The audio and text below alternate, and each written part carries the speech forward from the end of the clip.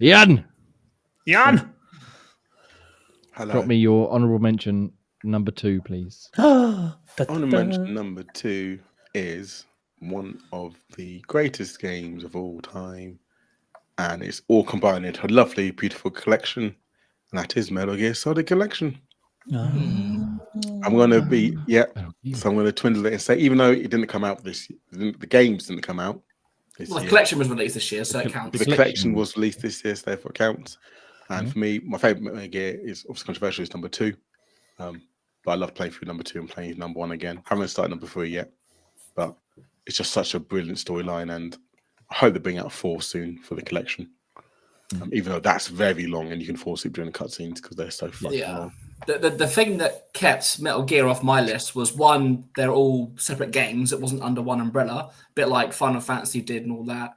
But also, they didn't do any upspuff into number 1. Obviously, you got the HD version of number 2 and number 3, but number 1 was just, there you go. There's number 1 was very, surely. Here's the original PS1 version. I was like, what? But they've already released kind of things on Steam and that with visual upgrades. I'm like, why have they just put the exactly. You've got the Twin Snakes version from GameCube, which obviously is the Xbox version. Why didn't they do that? Yeah. That annoyed me. See, when I seen it was that's what kept Metal Gear off my list because of that. Just I couldn't put it in there because of that. Yeah, no. I was saying a couple of shows back. Like, I've never, sounds terrible, but I've never played a Metal Gear Solid game in its entire. Like, I started it, couldn't get any of the idea of it, but I was only young when I started it. I think that soured the experience for me. Had that collection had some sort of upspuff done to it, I would have probably picked it up and played it.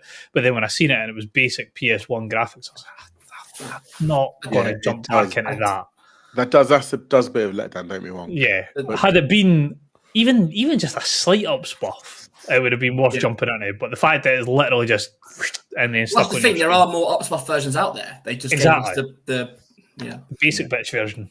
But I think re-release a collection with a decent version in 10 years' time. The ultimate. That's Konami. Yeah.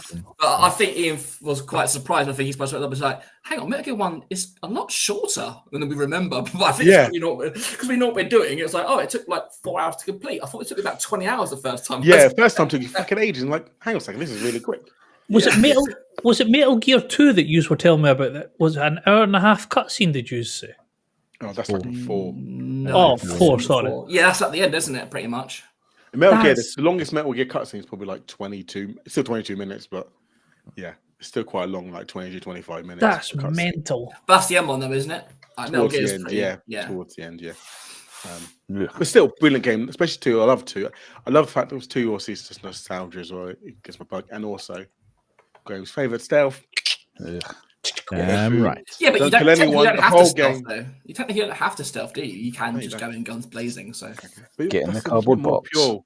You get pure stealth. Didn't get seen. Didn't kill anyone because you used the tranquilizer and stuff. It's just majestic. Yeah, no, you're right. I did it. I didn't kill anyone either, but I also didn't play it.